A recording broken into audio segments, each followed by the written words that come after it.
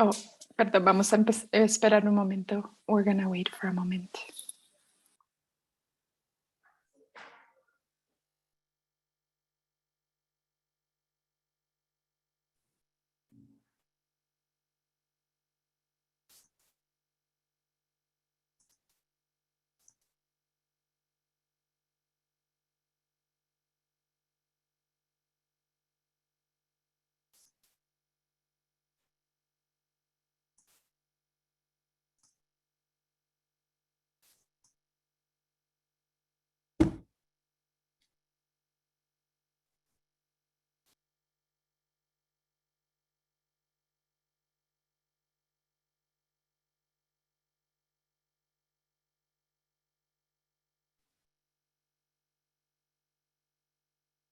LJ team, you can go ahead and get started.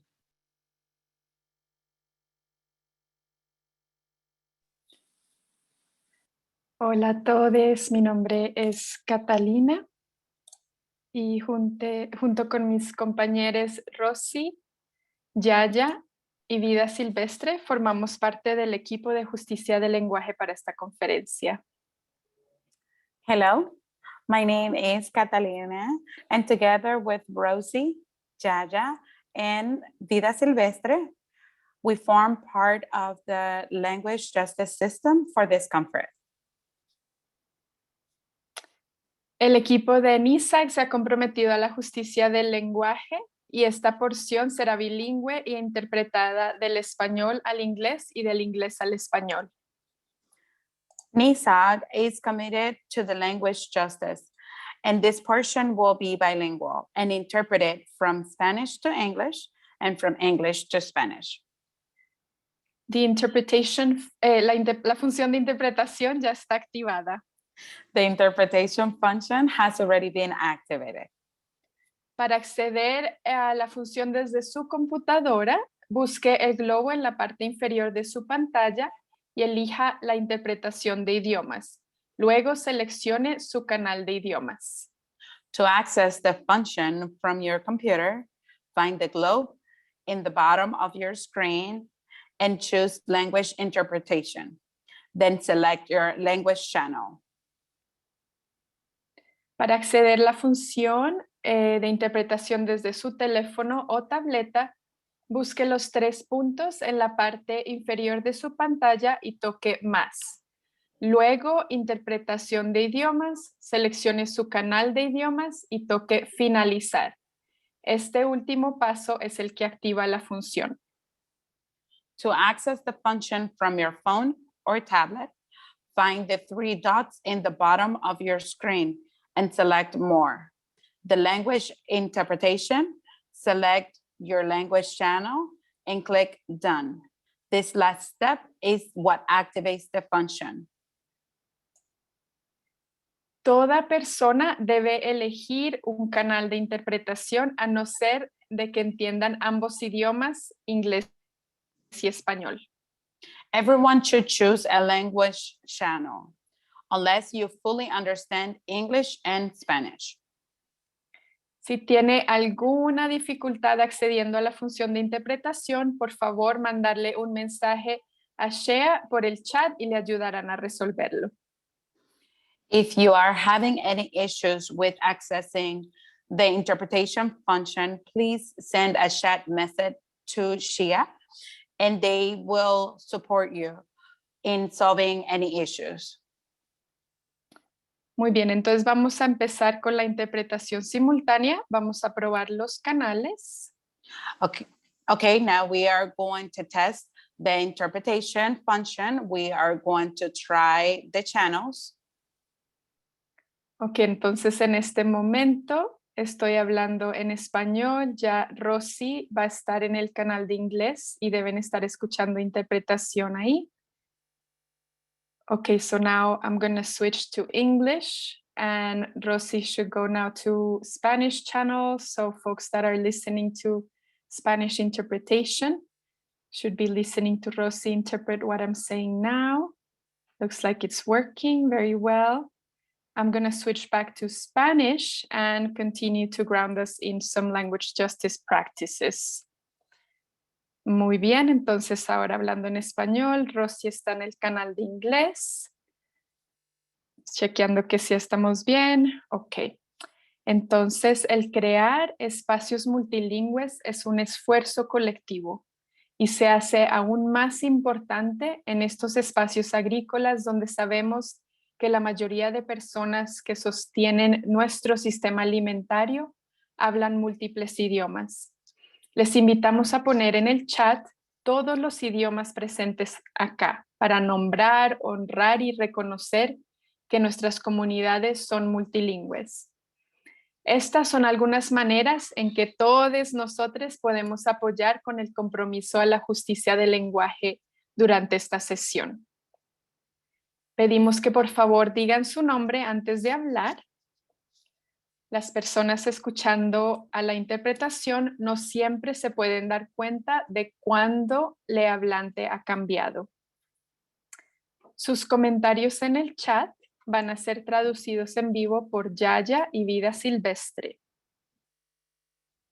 Si pueden, por favor, hagan su comentario en inglés y español para que todos podamos accederlos con más facilidad. Si no, por favor, haga su comentario en el idioma que prefiere y se le traducirá. También asegúrense de, por favor, renombrarse con también sus pronombres de género en su nombre. Por favor, acordarse de volver a seleccionar su canal de idioma al regresar de grupos pequeños. Y de vez en cuando vamos a necesitar comunicarnos con ustedes si están hablando. Para no interrumpir, vamos a usar diferentes señales. Por ejemplo, esta significa hablar más despacio. Y entre todos, hagámosla, practiquémosla. Ok, esta significa hablar en voz alta, hablar más fuerte. Y les pedimos que entre todos la practiquemos también.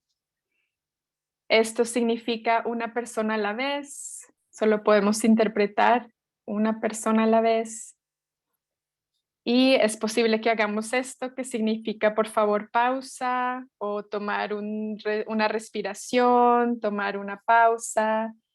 Y les recordamos también de mantener su micrófono apagado si no están participando. Finalmente, a los escuchantes del canal de interpretación en español, van a notar que usamos terminaciones en E cuando nos referimos a una persona en vez de la tradicional A o O. Esto no es un error de pronunciación, sino es una decisión deliberada para resistir el binario de género y construir la inclusividad de género. Nuevamente, cualquier problema con la interpretación nos dejan saber inmediatamente, mandan un mensaje por el chat. Muchísimas gracias por su compromiso con la justicia del lenguaje.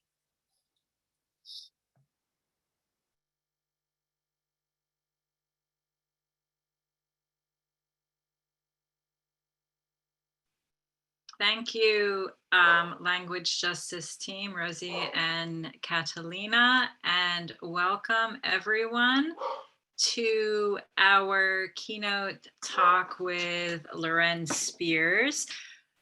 Before we get our keynote talk going, we're going to have a short ceremony to honor our 2021 Mutual Aid Awardee, and I am going to introduce one of our beloved board members, Raqui Bey, who will say a few words about the awardee before she comes on. But before we do that, I just wanted to give a tiny little overview of this award. We began giving a mutual aid award in 2017 as an idea from our board to support and help shift resources towards BIPOC-led organizations. NISOG has historically been a white-led organization, and white-led organizations often usually are closer to philanthropy and sources of funding and resources because of white supremacy, not because of anything they've done to earn that right.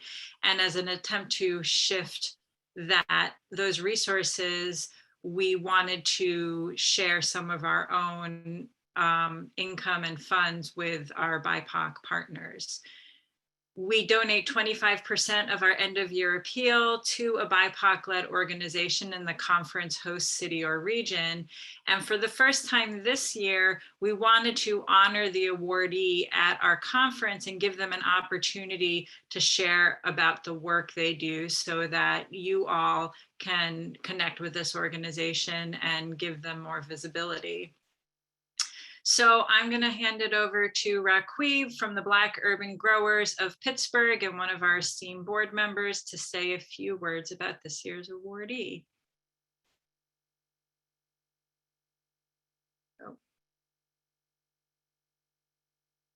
Quiba, you're muted. Sorry. Green greetings. My name is Raquib Jamu Sabaru. Most people call me Quiba. I am a board member for NESOG and the founder and ED of the Black Urban Gardeners and Farmers of Pittsburgh Co-op. It's truly my pleasure to introduce to you Tasher Battle. She is the founder and CEO of Roots to Empower. Tasher is a self-taught artist and has been using art as a vehicle to help heal those who have experienced trauma, homelessness, battered women, youth, and returning veterans.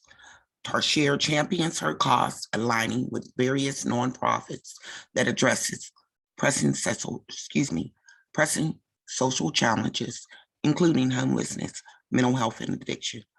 Tasher holds an MPA from Northeastern University and an MA in mental health counseling from Boston's University School of Medicine. Roots to Empower's mission is to improve the life of justice-involved citizens and at-risk young adults in Southern New England. Their work with returning citizens is needed and principle for success re-entry via criminal justice reborn programs. They empower justice-involved citizens and at-risk youth to become business leaders. Ladies and gentlemen, please join me in welcome Tasher Battles. Thank you, Rakiba, for that introduction, and I really appreciate the Mutual Aid Award. So my organization, Roots to Empower, is a labor of love that was birthed out of a lived experience, with my brother, who was a formerly incarcerated individual in the 90s, who was unable to find employment after his 5-year incarceration and started his own business. So with that in mind, I decided to start my organization as a person that worked at the Department of Correction here in Rhode Island and seeing my clients recycle in and out of the prison system. So I decided to start Roots to Power to actually teach people, formerly incarcerated individuals, business skills to help them start businesses in our state of Rhode Island, and using agriculture as the framework to do that. So that's basically who Roots to Empower is. We recently added on at-risk youth because of a lot of our youth in the Tri-City. When I say that, I mean Providence and Pawtucket and Rhode Island, and Pawtucket, the city that I live in. We experience a lot of violence in our cities, these 3 cities in particular, and I wanted to target at-risk youth as well to start ventures and teach them those skills using agriculture as a vehicle to do that. And so that's who Roots to Empower is. And I thank you again for the Mutual Aid Award and giving me your time today.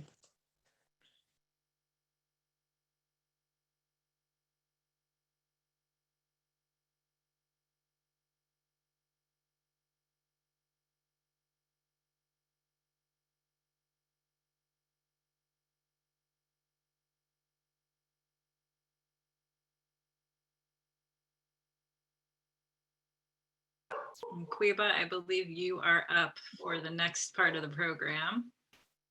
All right. Bear with me. So it's Quiba again. As stated, I'm a board member for NESOG. And one of the reasons I love NESOG is because there's a network of various organizations and countless individuals carrying out farm and food systems work in our region. That includes 12 states and Washington, D.C. Furthermore, I get to meet and work with wonderful folks such as you in love and service for our community. I choose to be on this board because I know there is a need for clear, direct elimination of disparities within our organization and to help serve farmers and food justice heroes. NESOG does amazing work with our youth as well, and this is definitely principle for our future generations. So I'm here today to ask you all for support. NESOG has definitely come a long way from past conferences, and we move forward with fair, just, and equitable practices. So I see in the chat where a lot of you are from, and I'm definitely grateful for you all being here. If you can be kind enough to donate to NESOG, your support will go towards programs like what Tashir is doing. And I'm going to start with $75 myself. You can go to www.nesog.org/donate. We're trying to raise $400 right now. You already had the opportunity to meet and hear from Tashir and what they do at Roots for Empowerment. And her work is definitely awesome. In addition, these funds will go towards scholarship funds for the 2022 conference, and about a third of attendees receive scholarships to attend.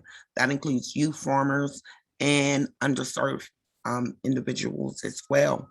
These are people holding frontline community identities, and we don't want it to be a cost issue for folks to be able to participate. As Tracy said before, 25% of all these funds raised during the annual appeal will be awarded to an organization for our next conference in that particular host city and state. So if you can please dig into your hearts to give back to NESOG, that would be appreciated. Thank you.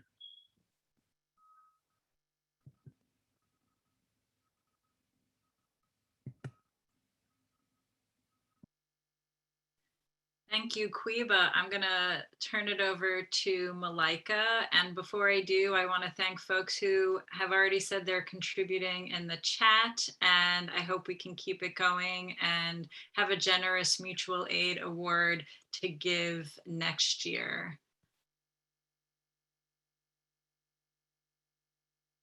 And you are on. Yes, thank you all. It's so wonderful to see you this evening. Thank you so much for being here with us. My name is Malika Gilpin, and I am the NESOG Conference Manager. And in 2020, I went to the University of Rhode Island Food Summit.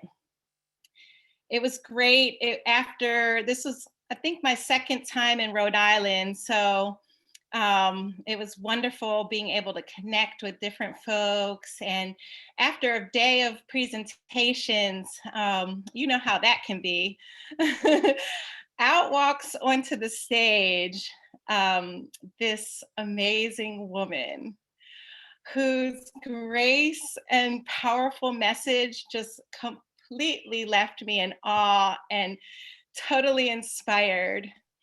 So after hearing her compelling message and learning more about the impactful work of Dr. Loren Spears, we knew, there wasn't even a question about it. Who was going to be the keynote speaker for our NESOG It Takes a Region conference?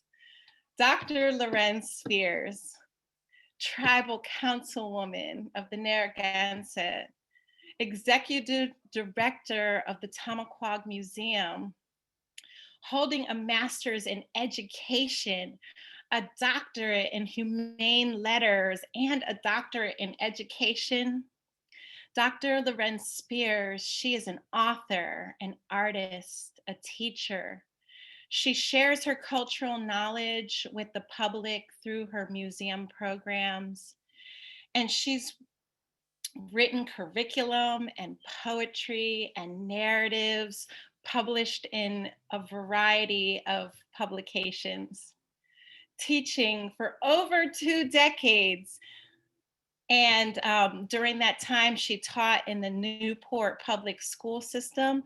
And she's also taught at a couple different universities. She also founded No We Tu Wan School, which is associated with the Tamaquag Museum. Dr. Loren Spears, I can only imagine some of the battles that you fought to preserve the history and advocate for Indigenous people's culture. And some of these battles, we know that there have been some recent huge victories, and I can't wait to hear about some of them tonight. So I am so honored to present to you one of the most extraordinary women of our time, Dr. Loren Spears.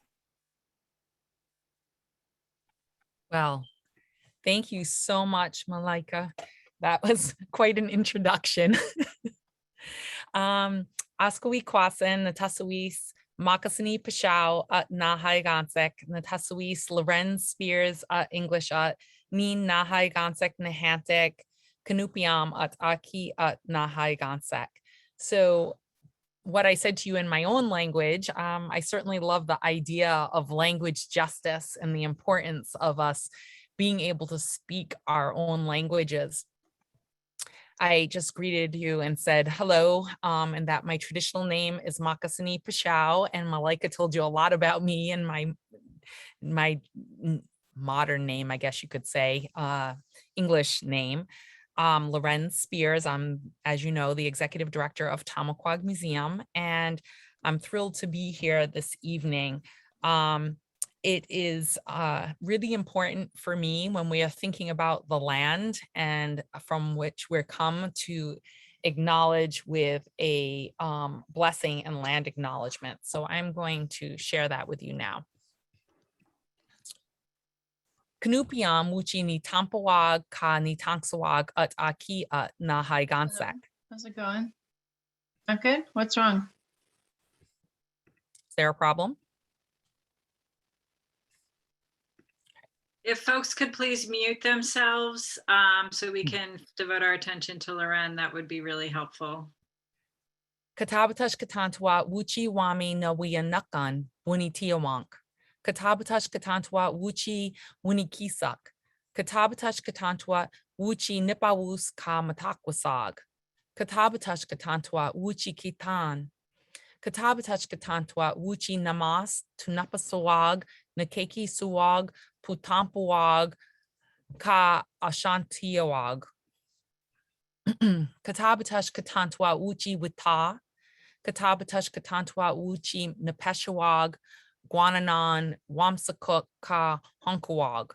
Katabatash katantwa wuchi peshamwak mashkwak matakwas ka atug.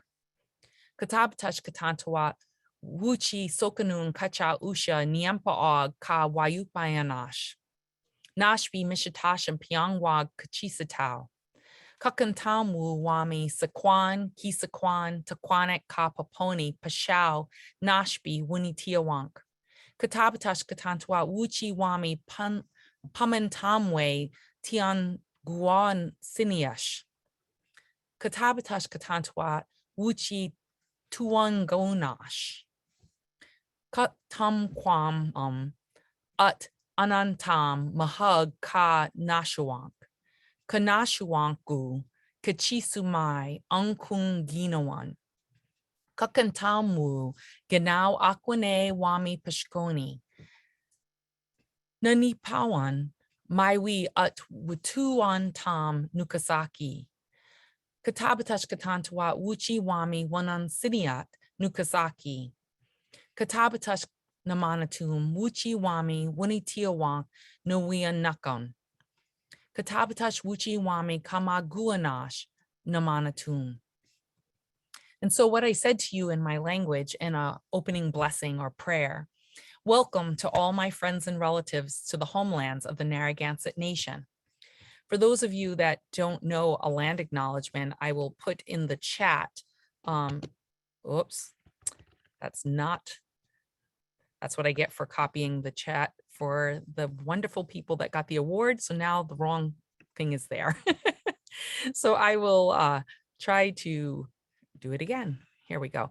I have some resources if you've never done a land acknowledgement on how you might do a land acknowledgement and a map tool that you might use in the future.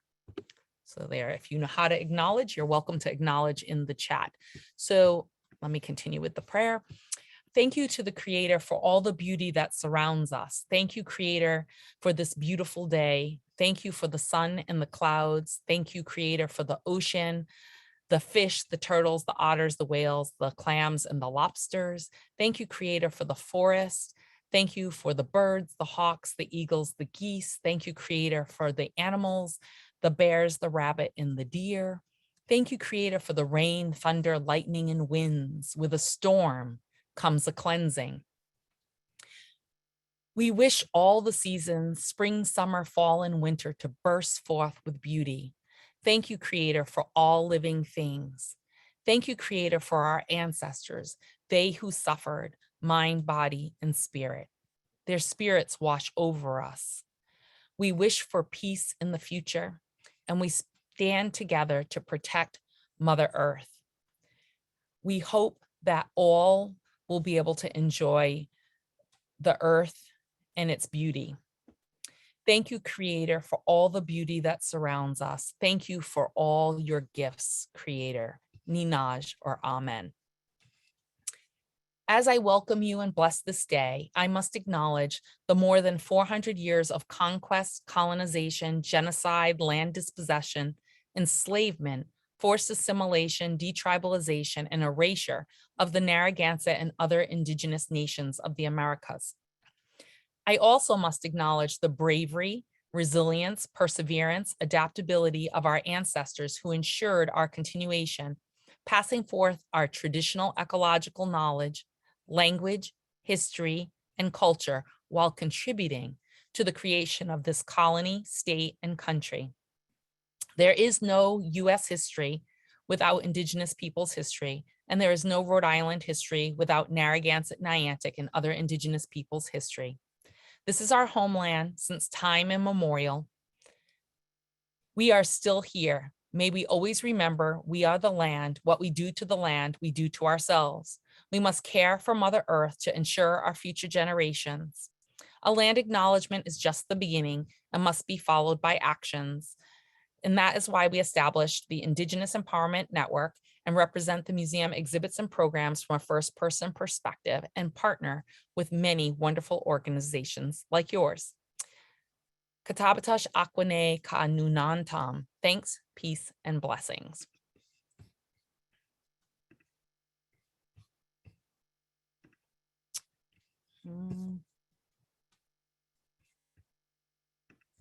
That was just the translation. I didn't know what that was saying.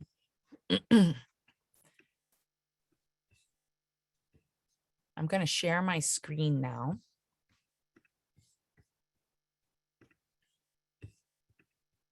You get to see my beautiful grandbaby. That's Minakisu Miquin. There we go. Kamaguanash Namanatum, all creators' gifts. And, you know, when we think about the creators' gifts, everything for us is a gift of the land, the waters, and all of those things in our perspective come from the gifts of the Creator. And everything is connected to one another. So even though I'll share some of the specific uses of plants, I always like to remember the intersectionality of it. When I said that my traditional name was Moccasinee Pashao, it is that flower that's on the front cover of this slide. So for those that didn't know, the moccasin flower or the lady slipper. Nukasaki, Mother Earth. And it's really important for us to think about the cycles of the earth and the seasons and the ideas around our life ways being wrapped throughout each of these years and these seasons. Those of us that today in the food system and food worlds are thinking about how do we eat close to home? Well, that's a traditional way to be. You're harvesting everything in its time, in its place, in its season. And our stories of our creation, of the way that we came to be here on what today we might refer to as Turtle Island or Nukasaki, the Mother Earth, is that we literally came up out of the mud and were formed by the clay. But if you think about clay and the formation of anything, whether that be a pot, a piece of pottery, it takes water, it takes sun and heat and elements from the waters and the land and the sea, because we temper it with shell, and all of these things come together in essence to form humanity. And so all of our lifeways is a word we use that means the jobs of your life, the hunting, the fishing, the gathering, the agriculture, the building of your homes, the making of your tools, the all the things that you need to live, including the games and things that you do for fun or the materials that you use for ceremony. All of those are woven together and they make up your lifeways, and they're connected. Everything is connected. And in order to ensure our continuation as a people, we have to protect the earth, because the earth gives us everything that we need. When we're not in balance, and when the earth is not in balance, we're not in balance. And so we need to be in balance. And so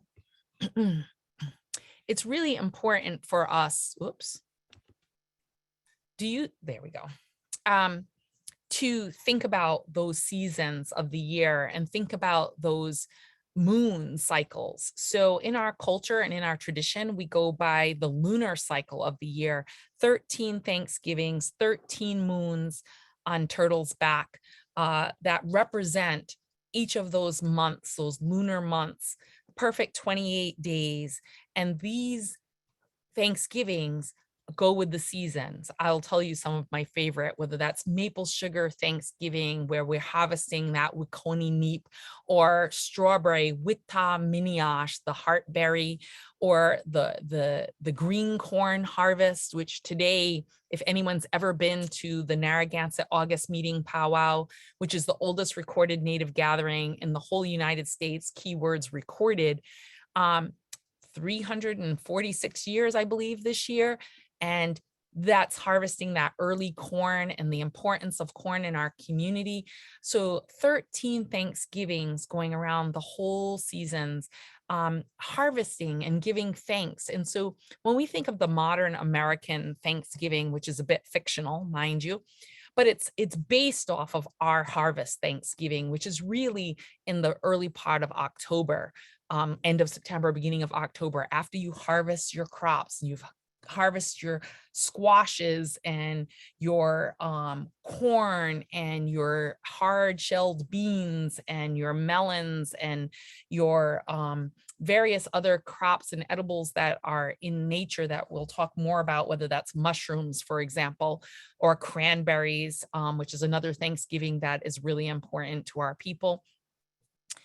You give thanks, you come together, you have ceremony, you say your prayers. It may include ceremonial songs and music. And then you have, just like with any Thanksgiving, when you give thanks and have the ceremony, then you have a feast in that Thanksgiving, and then you have some fun. And that can be music and dance again, but social songs. It can be games, bowl game, hubbub, moccasin game, or games that are like lacrosse and stick ball and other kinds of big games where lots of people are playing. So these are examples in these images of those prayers and of those ceremonies. So this is an image showing you some connection to Wiconi neep, or the sweet water, which is the maple, where you cook down from the liquid water to the syrup, to the sugar, to the candy, if you will, like the hard candy. This birch bark container here is called a makuk, and that actually harvests and catches the sap And in the picture to the right is a tribal elder cooking down sap. She was doing it with kids, but it's like a 24-hour day job when it's happening. So kids come and go. And next to her is the frame of a wetu or a traditional home. And our communities, that's part of our knowledge. This is part of our lifeways and the intersection. So you are harvesting from the maple tree, but you also can be building things from the barks and getting medicines and materials for your life. This is an example of the Shagbach hickory, which of course is medicinal. You can eat the nuts. You can make tools from the wood, whether that's baskets or using branches for oars or other kinds of materials that you need. Each of these things are gifts from the Creator. And we look at all of these gifts in ways where we look at what's edible, what's medicinal, what's spiritual, and what's useful. And in many cases, one plant can be all of the above. And even if it's not overtly a medicinal plant, as in used in ceremony, you're giving thanks for that plant and having ceremony when harvesting. So this is, again, Wita Miniash, the heartberry or the strawberry, thinking about those spring seasons, saquon. There's the fiddlehead ferns. There's medicinal ferns called sweet fern, where you can cure some poison ivy, poison oak. Each of these plants give you medicines, because food is medicine. It is literally medicine and keeps you healthy with the nutrients that it provides, but it also can give you medicine in a spiritual way. So Wita Miniash, the heartberry, is literally a medicine about learning how to forgive others, because people make mistakes and we have quarrels with people, but how do we come together and come to a resolution? And the heartberry is about that. It's about learning how to say you're sorry and how to forgive others when they have to say they're sorry for their actions or their mistakes. And so each of these things, there's so many edibles in the wild, I don't really like that word, in nature, that when I said the wild, I have to decolonize that word out of my vocabulary, because that's a Eurocentric construct of making it as though it wasn't managed or cared for or cared about. And so wild implies no one's using it. And so I've been trying to eradicate that word from my vocabulary to ensure that people understand before Europeans came here, we were utilizing this land and this landscape in a balanced, managed way. And we're giving thanks to the Creator for all the bounty that is in this ecosystem. This happens to be a picture of one of the early springs when we were planting our Three Sisters garden. And, you know, when we talked about the intersectionality of things, in order to have a garden that's healthy in our traditional way of knowing, you have to intersect fresh water, salt water, plants, and animals. Everything is intersected, and then human ingenuity and muscle, if you will, does the work. So you put fish, seaweed, ground shell into the soil to give it nutrients. You plant in companion planting or symbiotic planting where things have a relationship with each other. The corn is the big sister and grows up straight and tall and becomes the anchor for the bean, which is the middle sister that grows around the corn stalks but gives nitrogen back to the soil.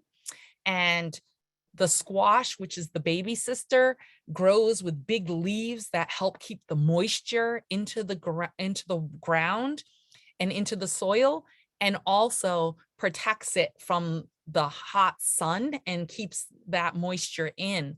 And so this is really connected to the interrelationship or symbiotic relationship of plants. But these are also spiritual understandings as well. And the idea of that things work together, it's a lesson that we teach our children, and learning how to give and to get and to receive and to give. And it's those important pieces that are the stories and lessons. There's all kinds of plants for your home. This is a nushquito or a longhouse. And it can be made out of white cedar, out of maple, out of birch, out of poplar, the cover. So you have the bent poles that are made out of some certain plants, and the covering that's made out of other. Poplar just by itself, you can make the bark for your home. You can make teas from the inner bark that are medicinal. You can make oars for your canoes. You can make a dugout canoe. You can do so many things with that one plant. You can make the quiver for your arrows. And these are the relationships we have with these plants. We often call them our relations. So we have these relationships with the plants, and we call them our relations because they are part of our community and our life way, and they're living things that are giving their life for your life. And so we give thanks to them for that, and give thanks to the Creator for those gifts. On the left is a witu, or our home, and it's covered in cattail mats. The image to the right are cattails, which are the plant. In this image, it's showing one use, the use for making mats. But you also can use those pods at the top to line your baby's cradle board to make it soft like a mattress. You can not only weave those shoots into a mat, but you can eat the tender shoots, you can eat the roots. There's lots of food and medicinal properties that come from this plant. And when we think about traditional ways of knowing, it's that relationship of knowing how the plants can take care of you and in multiple ways. This is bulrush. A lot of people see these along the river or along the estuaries, and most people just think it's water grass and there's nothing much to think about it. But historically, and with artists today, we harvest it to create beautiful mats like this that would line the inside of our homes historically in the nushquito or longhouse. We also can make bags and baskets out of these materials. The tops, if you look at that plant, it has little seeds. Those seeds are edible, the shoots are edible, the roots are edible. There's even like a syrup that's kind of like a sugar syrup that comes from this plant that is also edible. And so when you think about these gifts of the land, if we know how to care for them, they know how to care for us and give us what we need. We harvest, of course, many different herbal plants, medicines, roots, tubers, whether that's the ground nut.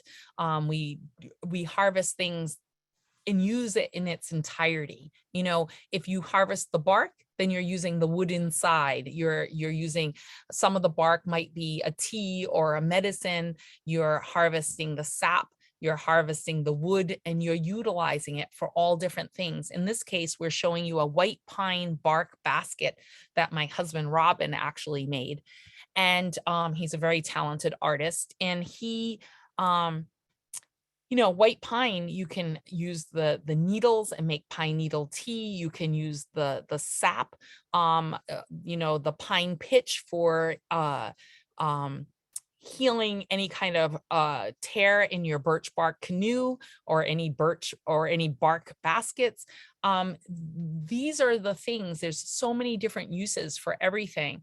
It's really important that we are connected to them. There's lots of materials that we can make baskets out of. Bark and splints and reeds and grasses, and we'll continue to think about and talk about them as we go. This happens to be the ground nut, which we have this plant on the land where the museum is located. And it's kind of, they often call it the Indian potato because you see when it's boiled, it kind of looks like a potato. But you can actually eat the tuber, the flower, the seeds. There's medicinal properties for it. And these are gifts that are just out there that Creator has put on this earth. And if we maintain enough space for plants to live, it also gives home to insects and animals and birds and gives them what they need. Again, back to balance. When you live in balance, the earth gives you what you need and you have everything. As do the animals.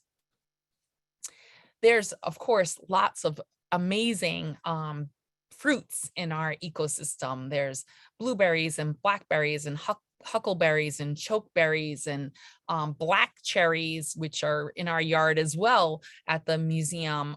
Those things, you know, food is medicine, but they give you lots of nutrients and vitamins and have medicinal properties. There's why did the name of the plant go out of my brain? Elderberry, which I don't have in this list.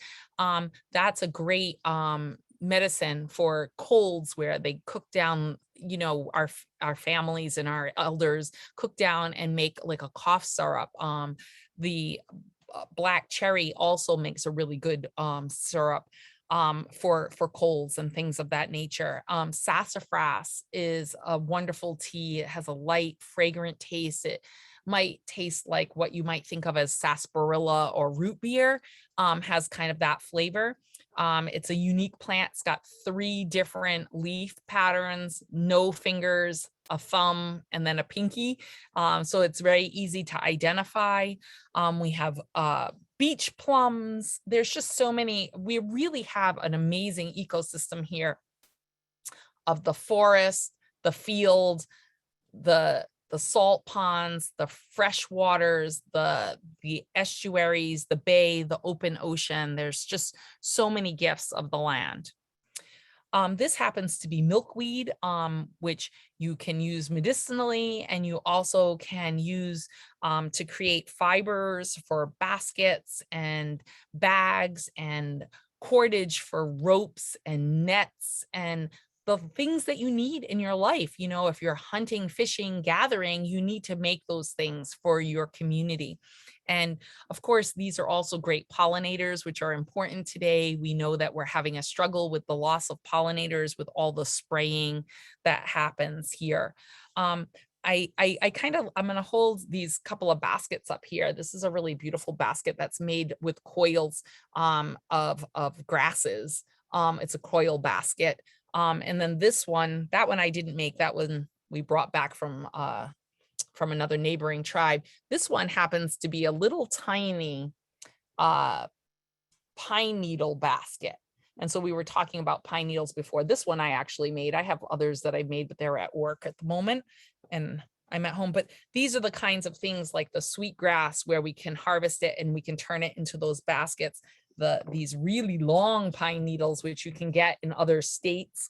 And so these are things that can be turned into baskets, just like the cordage from the milkweed can be turned into cordage to make string for tools, but also cordage for coil baskets, coil bags, armbands, leg garters, sashes, belts, those kinds of things. And so we call that traditional finger weaving or twining to make those kinds of things. So in our way, we would have traditionally a winter home in the inland areas by the fresh water where you can hunt, fish, and gather near the fresh waters. And in the summertime, we are by the ocean, the bay, the estuaries, where we can also hunt, fish, and gather, but also grow our agriculture. And it's really important for us. Of course, during that time, you're also repairing canoes, making tools. I always like to envision in my mind, I want you to kind of picture being in a canoe, any canoe you've ever been in or seen, And now you're going out into the ocean in said canoe. And there's several of them with people in them, but our canoes were really big and long and could fit 20 or more people in them. And that gives you an idea of the depth and breadth of the size of our forests then. And if you think of that tulip poplar tree, whatever the biggest tree you can think of today, and that you made this dugout canoe, and it's called a dugout because you fell the tree with coals and then you burn into it and then dig out the coals to create the cavern of the canoe. And in this canoe, you're with teams of people in multiple canoes. And what are you doing? You're whaling. You're going to hunt a whale. And now in my modern American mind of the 21st century, that is beyond my comprehension. To envision my ancestors in teams, talk about coordination, you know, having ceremony before, ceremony during, ceremony in the actual act of harvesting or hunting this mammoth animal.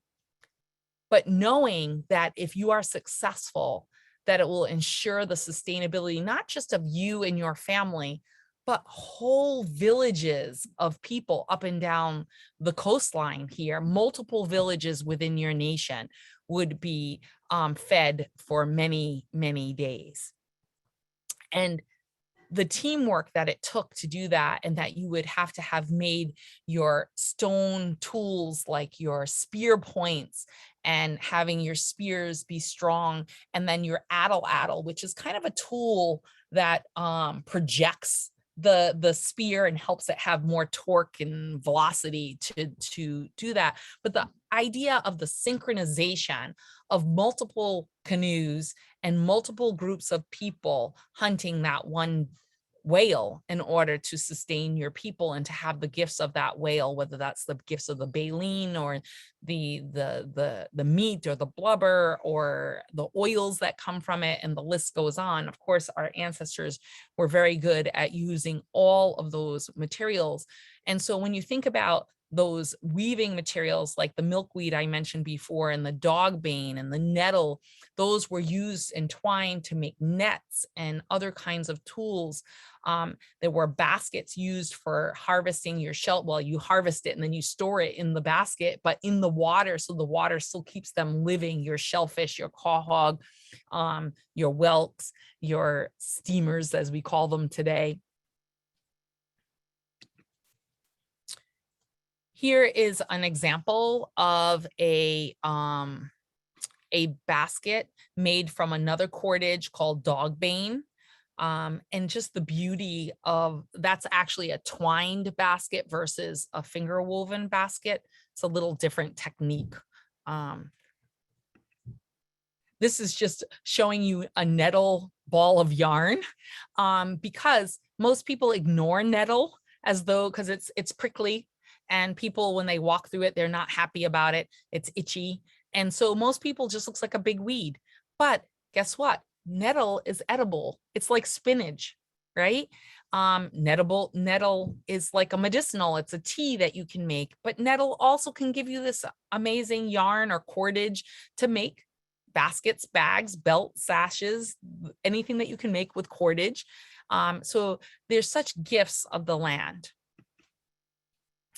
Here's an example of some of the tools for fishing and hunting, knives and hooks and net, scrapers and drills and fishing weights, arrow points, spear points, you name it. Fishing weirs, which is this example to the right, which is a basket weir.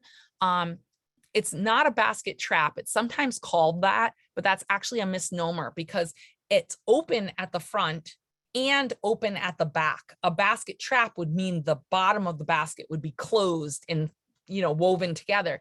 If you notice the top picture, it shows that the fronds of the splints are just hanging loose because that was used in a brook or a river. And it was meant when fish were spawning upstream for you to slow them down. So if it was the herring run or the salmon run, to give an example, then you would slow them down, in which you could then spear them with your spear or use your nets to catch them. And our goal was, again, balance. It was slowing them down enough so that you could get some to feed your families and communities during that early springtime when your gardens have not grown and other things are not accessible, but not take so many that you interrupt the cycle of life for those fish, so that you would have the continuation and the bounty for the next season, the next year that they were running. Here's some great tools. This happens to be a mortar and pestle on the lower spot with some flint corn. I'm sure my brother-in-law Cassius was talking to you about Narragansett flint corn, which is still a hard kerneled corn, flint corn, but it's completely yellow. There's hundreds of varieties of flint corn from the Americas. But in that stone mortar and pestle, you grind it and make your cornmeal, your yokeg or no keg, depending on the dialect of Algonquian speaking people. And you can make that into a journey cake, or what today we call a Johnny cake. That tool over there, I think we lost the words somewhere along the line. That is a deer shoulder hoe. And so it's a garden tool. We would use deer antlers for rakes. We would use shells, because shells, quahog shells today are, big, but in our history, they were even bigger. And we would use those shells as hoes in our garden. If you're going to eat a deer, you use as much of that deer as possible. So you use all the bone, all the antler, all the meat, all the sinew or tendons for sewing. We'd make needles and get your thread and get your leather, if you will, or deer skin or hide. You'd make musical instruments, you'd make carrying bags. Everything, like literally everything of the deer can be utilized. And that's true for every animal that you're harvesting. If you're going to eat it, then utilize it to its fullest. Today, so my husband, as I mentioned, is an artist. These are deer bone earrings, I believe. Either deer bone or antler. I can't remember which ones I've got on. But nonetheless, he uses both bone and antler in his jewelry and in his artwork, as do many artists today. So this is a lovely set of pictures. We've talked quite a bit about the Three Sisters Garden, so I probably won't say all of these things again, but it's a nice image of the corn growing. In the middle, that's a corn husk mat that's from our collection, because not only do you eat the corn, not only do you have the history and the stories about how they came to us that are lessons for your children, not only do we have this symbiotic relationship of the corn, bean, and squash and the skill around agriculture, but you also have that the corn is useful in other ways besides edible. You're using the corn husk to make that corn husk mat, to make corn husk dolls. It's used in ceremony. The pollen or the seeds, if you will, the tiny, tiny seeds of corn is often used in birth ceremonies because it is considered a symbol of fertility. The corn itself is considered a symbol of fertility, because when the crow brought us the corn from the corn and the bean from the Southwest, but particularly the corn, it gave us this sustaining food that ensured our sustainability over the long winters, because flint corn stays with you all throughout the winter and into the early spring. Before you've planted again, you still have that corn for your yokeg and your journey cake, and you have that as a base for your diet. And it was so important and gave our whole community sustainability. It's considered so important to our community and a gift of fertility, meaning longevity and continuation and generational growth of your families and community. So corn is extraordinarily important. There were other crops like onions and gourds and melons in our gardens, to name just a few. It was the gardening is extremely important and still very much part of our community, as you heard from Cassius about the Narragansett Food Sovereignty Initiative and Ashawag Farm. But there's also the Petasquamsket gardeners, who are another group of Narragansett people that are working on smaller size gardens all around in different people's sort of, I'll call it bigger town areas rather than very rural areas, but town areas, to ensure that there's this sustainability of traditional foods and traditional gardening. There's lots of people in our community doing it sort of on their own, even young people like my son and my daughter-in-law who are farming just in our own yard and doing a lot of harvesting and getting wild edibles. I'm supposed to not say that word. Forested edibles from our community, whether that's wild mushrooms, medicinals, edibles, all of those things are being harvested. And of course, you can't go full circle. If you're going to harvest things, then you're going to cook things. It's very important. So, I think it's really important for us to think about traditional harvesting and traditional ways of knowing things. I've done some oral history projects with elders in our community, and my own family does traditional clam bakes and harvesting the seaweed and creating the layers in the ground. But there are many others in our community that have done the same.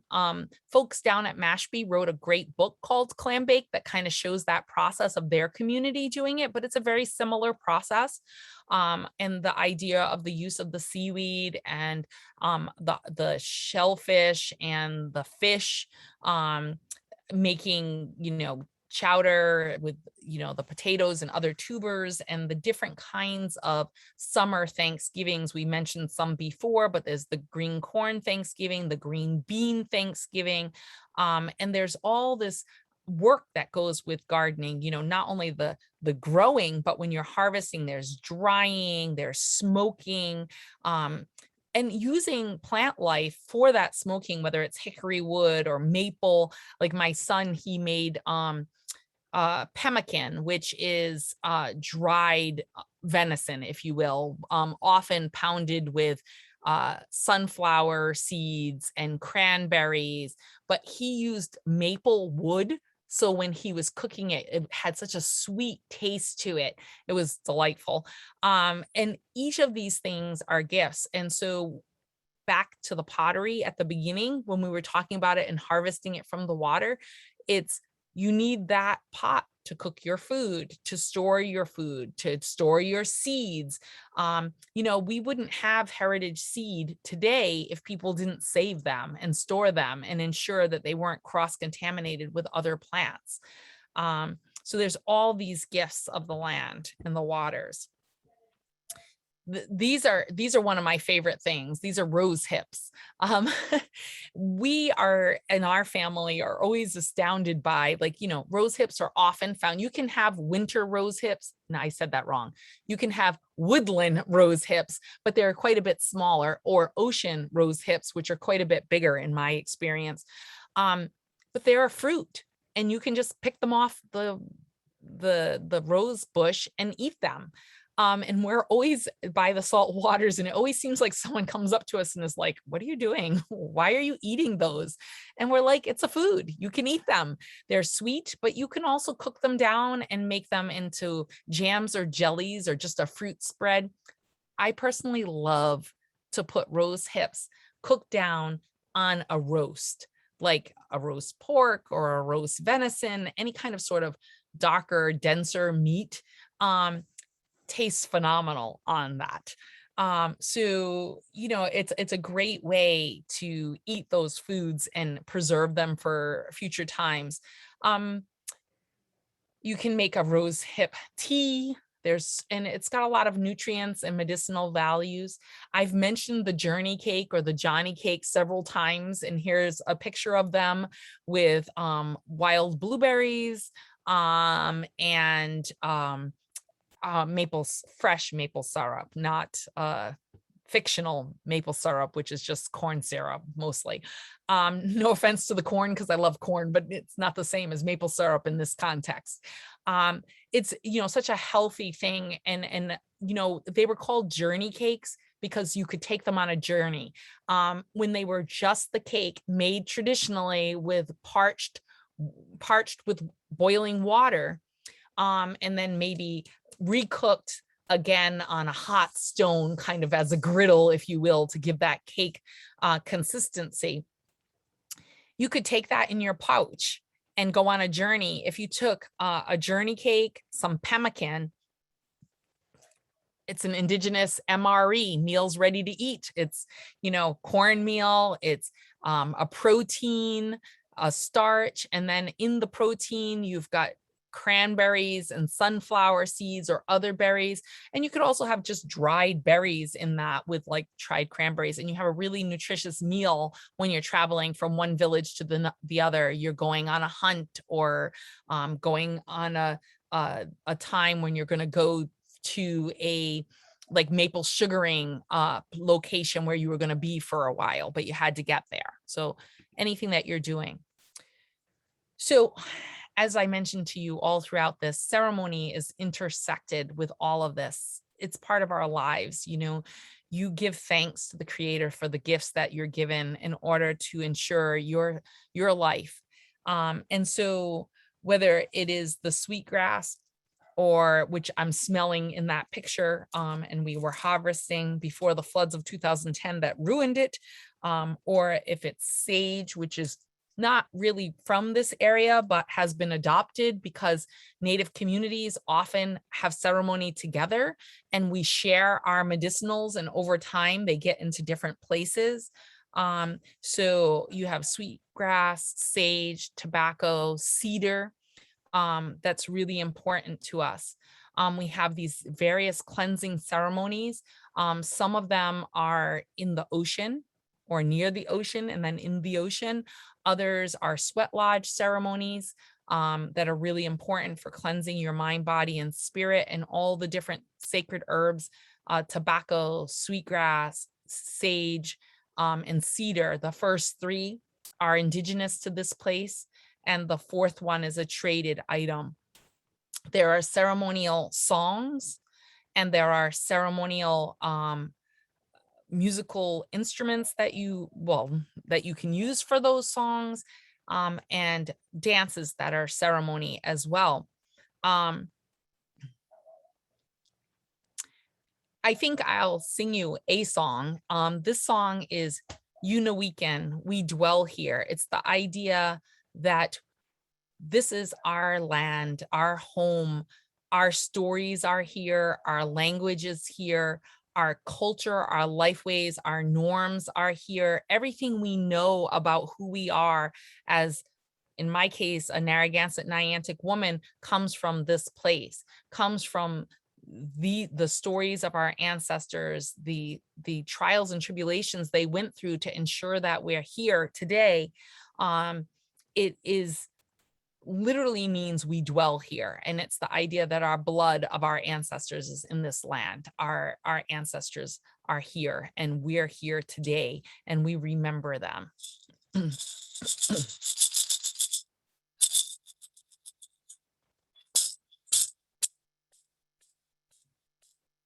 You know how weekend, you know how weekend. You know weekend, we hey you know weekend, way ha, way ha, way oh way ha, way ha, way ha, way oh way ha. You know weekend. You know weekend, we hey you know weekend news. Way ha, way ha, way oh way ha, way ha, way ha, way oh way ha.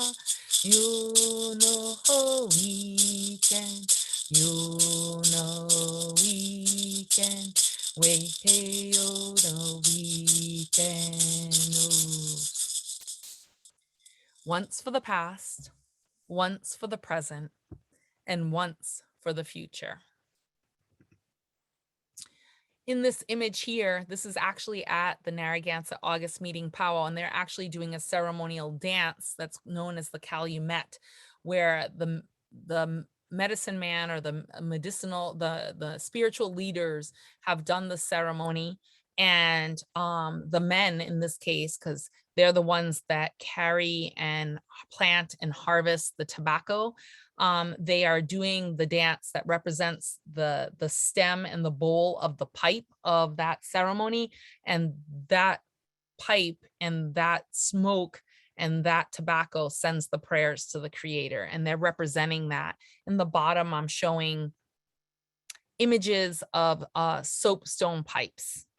And of course, that stone comes from this land. Tequanic, autumn or fall, the harvest time. And we've talked a lot about corn, beans, and squash. Sunflower seeds are another one of those things that I've mentioned earlier that are harvest. The choke, sun chokes, you can harvest as well and eat the roots, amongst many other things in our ecosystem. This is my nephew, Yoyache Nakoni Makwanta Mayash. His name means he who remembers the old ways. He's now 11. He's got a big name to live into, but you know, he's got an old spirit in his heart. So I believe that he will indeed carry on that name and that tradition of remembering his culture and community and passing on those that information from one generation to the other. And he's there with a corn husk doll from one of our Children's Hour programs at Tamaquag Museum, which is another way in which our community can help pass along these traditions while at the same time educating others. This is harvesting. That picture is, oh, it's got sunchokes in the back. It's my son Ridge with, he's now 25, and the grandson is his son, and he's got a wild mushroom there. Of course, you can harvest acorns. You have to process them because they've got a lot of tannin in them, but that tannin is great for dyeing things. You can get the black walnuts, which is also good for dyeing and edible as well, and good for the fertility of your soil. Black walnut trees show great fertility. There's grapes to harvest in the fall, amongst, you know, other kinds of mushrooms. There's a myriad of mushrooms: hen of the wood, chicken of the forest. There's the beefsteak mushroom, the puffer mushroom, the black trumpet. There's so many that we harvest and eat in our community that are here. And this was a particularly great year for harvesting mushrooms, as was last year. Here is some examples of baskets from our collection. That one that I'm holding is a corn washing basket that the students of Nuituan School made with an artist. These are cranberries. This is what cranberries look like in the wild. It's not how they look on TV. On TV, you think you're always underwater 6 feet, I guess. It's not really that way. They flood the bogs to make it look like that for manufactured cranberries. Wild cranberries, nature does its job. In the spring, it floods the banks of the pond or the rivers that they're growing, or the estuaries that it's growing near. And as the summer progresses, the water recedes. And by fall, you have the beautiful crane berry, which is what they were usually called because they tip over like the crane's head. So you kind of have to use your fingers underneath, which is why they created those machines that do like this. They flood them because cranberries, they float. But as we know, they're very important in our diet, very medicinal, give us lots of vitamin C over the winter and dry beautifully. This is some winter is important. Snow gives you cleansing, and also lots of games and tools like snowshoes, and games like Snow Snake that the kids are playing up in the picture. And then you also have ice fishing and storytelling and storytelling moons, where you do lots of your inside storytelling, and the Nakomo, which is a Thanksgiving where you give gifts to others. Let me rephrase that. We call it the giveaway. So it's not a reciprocal, I give you a gift, you give me a gift. It's giving away. And in our culture and in our community, the one that gives the most is considered the most respected and most honored, but they're not getting something in the giving. They're just giving. And Roger Williams is quoted in one of the books that he wrote, that he thought that we gave away more than our means, that we gave away more than we had to give. But it's about, we call it today, giving until it hurts kind of thing. Like if the gift is not a gift you wish you could keep, then it's not a good enough gift. Like if you are giving this basket, you have to give it with your whole heart, and you have to have thought that it was the most special gift that you could find for that person. And so we would play indoor games with storytelling, games like Hubbub, and harvest gifts of the land like the winter berries, pine and cedar and other evergreens throughout the winter months. So to wrap it up here, everything is connected to the celestials, Nipawus, the sun, Nakwasag, the stars, the moon, Nanapashet, to the lunar cycle, to the equinoxes. We have ceremonial landscapes here where our ancestors put these stones in certain configurations that actually mark the summer, winter, fall, and spring equinoxes. There is ceremony in living in our lives.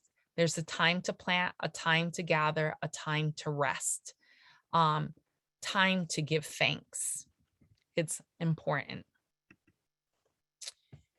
So food sovereignty, which you spoke with quite a bit, I just want to kind of reiterate that for us today, food sovereignty and food sovereignty movements is about access to waterways, access to resources, access to hunting, fishing, gathering, agriculture, equity, ecological equity, economic equity, environmental justice, land rights, land back.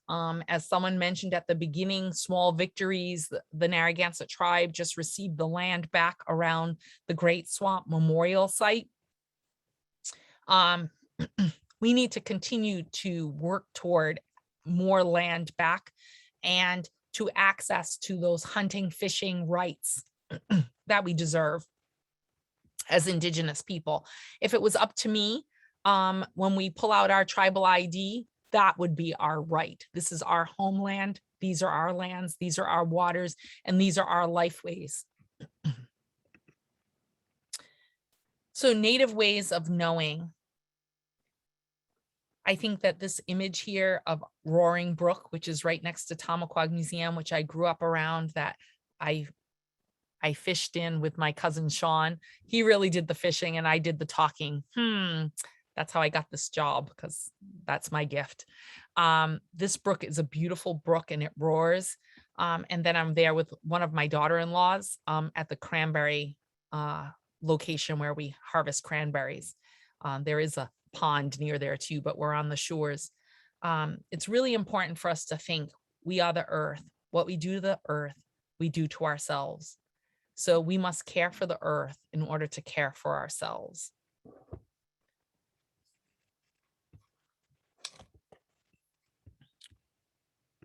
So I'm going to stop sharing there so that maybe you have questions or comments that you would like to say. I just would say that one more thing, that everything that we do, everything that I do, but everything the way that I've been taught, everything that we do is for the next 7 generations that come. And so when I think of my own children, my grandchild, that's only 3 generations. If I include my mom's generation now, that's 4 generations that are living. I need to go out 3 more generations. And what is my impact going to be? How am I going to ensure the sustainability for for that generation, 7 out.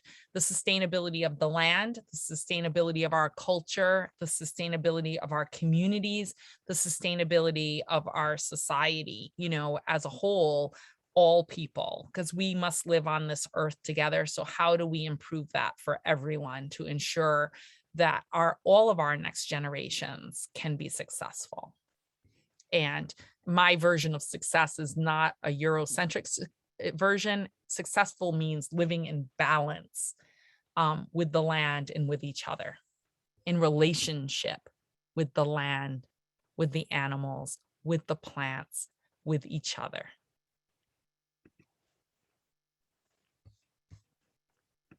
So if there's questions, I'm more than happy to have people, I don't know how you're asking them, whether they're popping on themselves and asking, or if they're putting it in the chat and asking.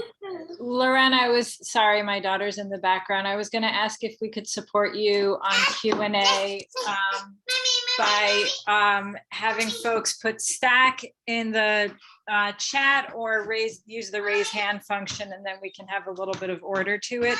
There's also been a number of questions that have come up in the chat that maybe we could start with. And Malika, if you could moderate this, since I have a rabid toddler in the background, that would be great. Sure, because it's hard for me to see the questions.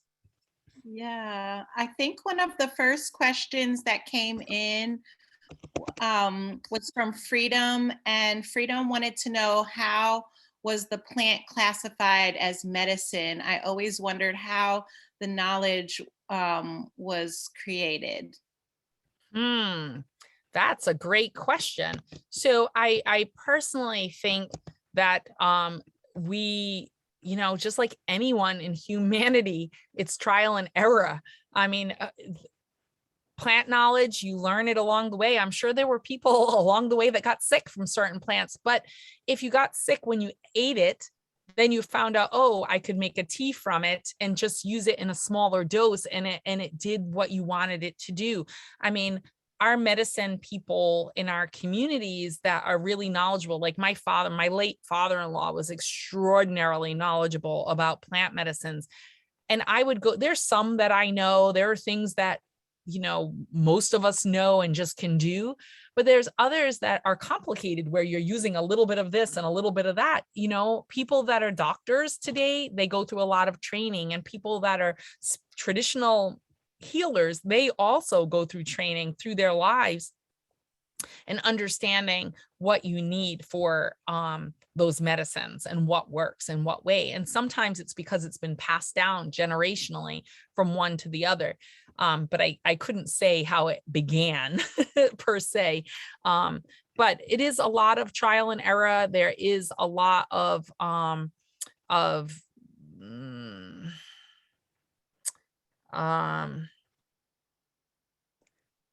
knowledge that's passed down on how you harvest something, how you process something, and how you utilize something, like knowing whether it's the roots that you're using, whether it's the stalk that you're using, whether it's the seeds that you're using, and what each one's being used for. Because different plants have different purposes. So some of them are edible, some of them are medicinal, some of them are spiritual, some of them are useful, and sometimes they're all of the above. Let's see if I can see the other questions. And feel free to raise your hand if you have questions that you'd like to use your own voice to speak. And if you can see a question, let me know, because I maybe can't see them all. I'm trying to look through them right now. There's one more that I see in here. It says, I don't quite understand. I don't know, Freedom, if you want to come on and share. Is your land without ID? We are renting and we don't pay a fraction of what we owe you. Let's get free. So it's a question about ID. Do you want to expand on that, Freedom?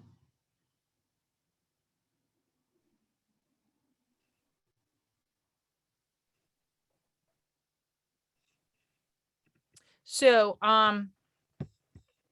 I don't know if I quite caught it all, but I will try. I think that when we're thinking about the land, that this is a land that is a settler colonial space, and it's conquest. And conquest is not just physical. It's physical, it's mental, it's spiritual. And so when you think about the exhibit that we're doing right now on the Away from Home, the American Indian boarding school experience or stories, that was an overt tactic of conquest. Conquest is about greed for the resources. Those are the resources of the lands and the waters, but they're also the human resources.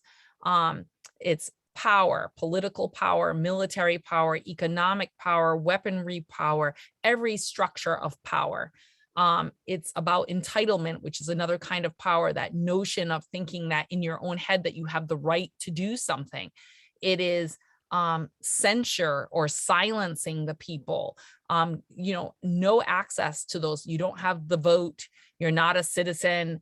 You don't have positions of power that give you equity. You're silenced in the history. Memorialize the victor and like fade into the sunset the oppressed. You are so greed, power, entitlement. Oh, I skipped one: fear and hate, breeding fear and creating hate.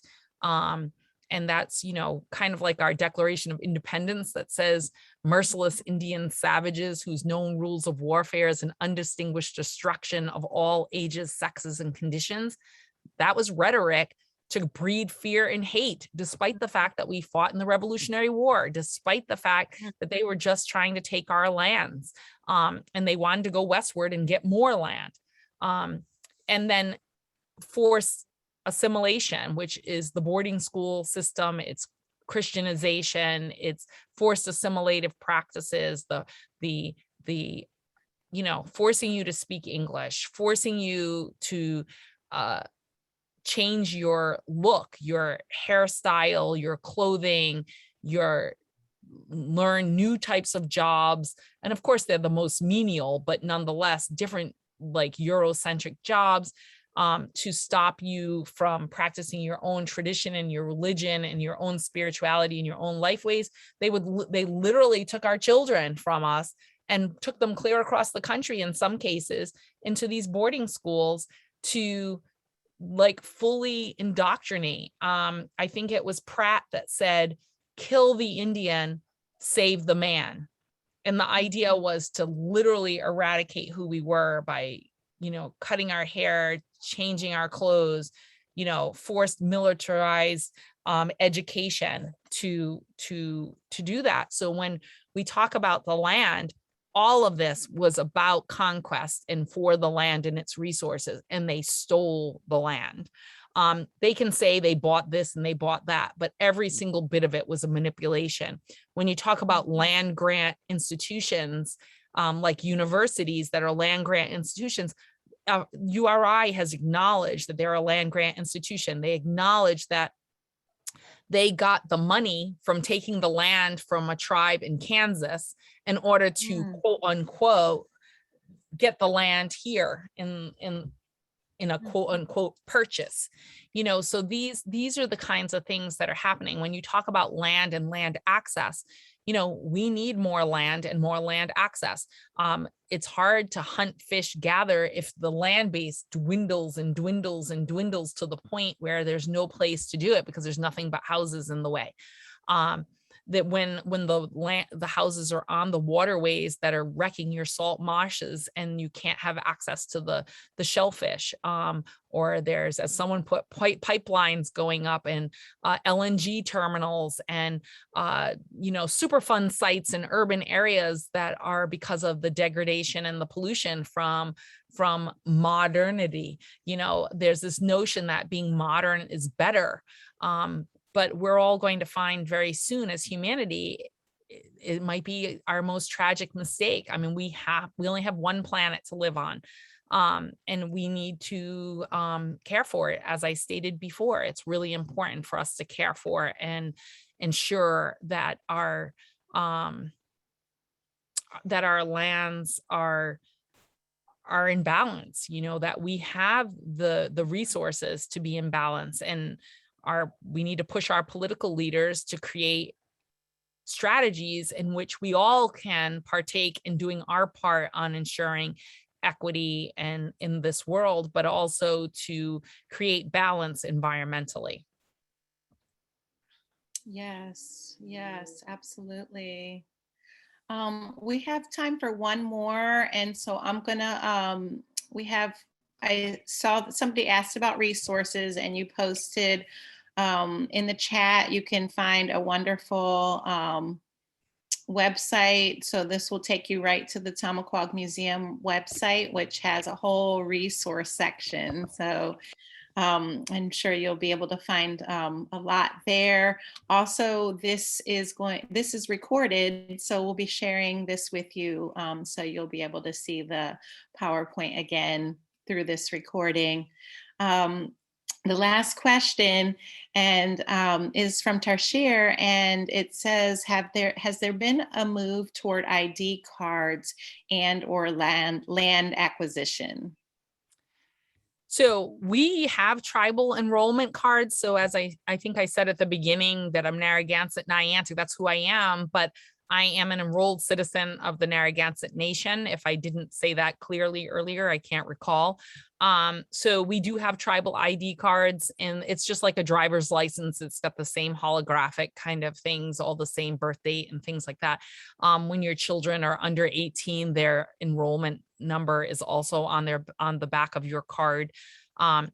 Personally, I think if you have that, you should have access to hunting and fishing on any open land, hunting, fishing, gathering, particularly gathering as well, because there's just so many, resources out there that can be difficult sometimes to have access to.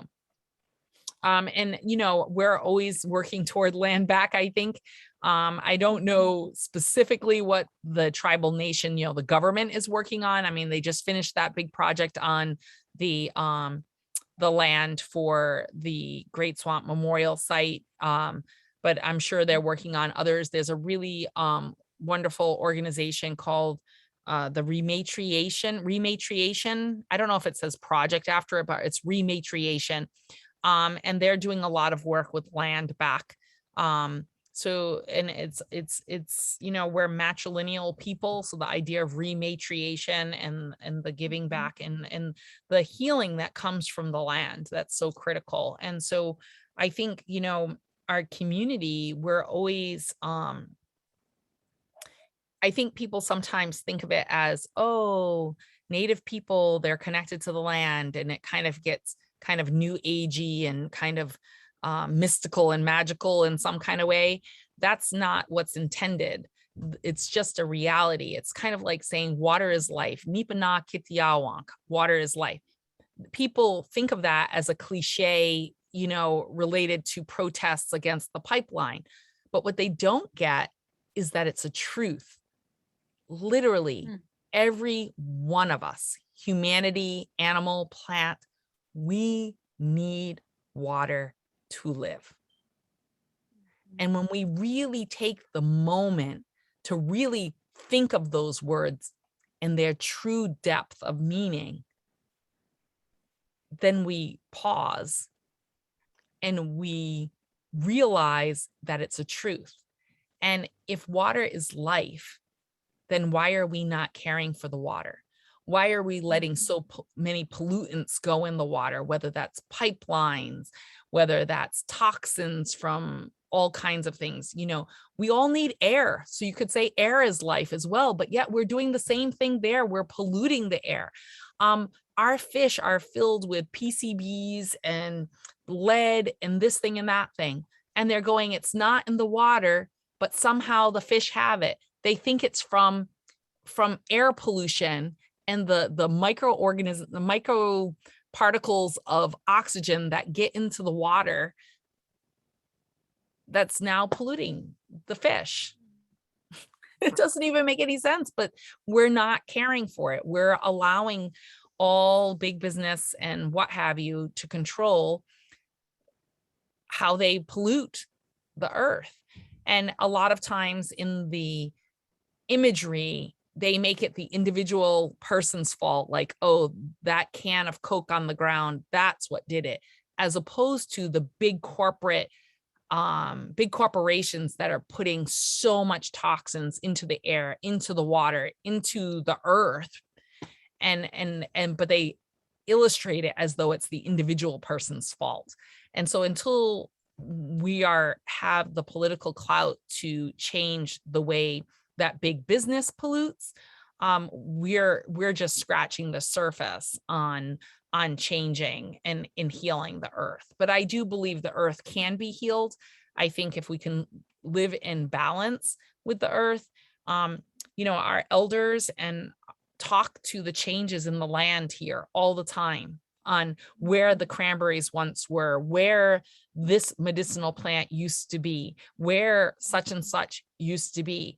Well, it's because the lands are changing, and they're changing because we're overbuilding, we're overpopulated, and things that should be vernal pools and wetlands, they've put pipes under the ground and try to divert it because they want to have the nice neighborhood. They want to have the green lawns. They're spraying everything, and they're killing the indigenous plants and indigenous animals that need those plants. And it's all for pristine, quote unquote, grass. That is not really our most important thing. The things that we really need are the indigenous plants that were already here, that were part of this ecosystem, that give you all these gifts. And some of these ornamental things that we are putting in their place, they're just that, ornamental. They don't have an edible value. They don't have a medicinal value, often don't have a spiritual value other than they're a living thing. And maybe no useful value other than being pretty. It's a shame that we're not caring for it more. And hopefully groups like yours and organizations like ours and all these collective organizations working on these issues will continue to push forward and ensure that we start to live in balance on this earth. Yes. And just, you sharing so much wisdom with us, it just inspires us even more to keep on pushing forward. And we are so grateful for you and the work that you do. And thank you so much. I know everybody on here is just gonna walk away from this tonight feeling, like ready to just push even harder to find that balance and to create that balance. And so we are so grateful for you. And I just want to thank you again. It's been an honor to be here with you tonight. I want to remind folks that tomorrow morning at 10 a.m. we have Angel Mendez's keynote speech at 10 in the morning. And then we are back with Dr. Lorén. So she is going to be making Johnny cakes with us. I'm so excited. I'm like ready to go grab my maple syrup. And so don't miss out tomorrow. We have more for you. Thank you all and have a beautiful rest of your evening. Good night. Peace. Thank you so much. Good night. Bye-bye.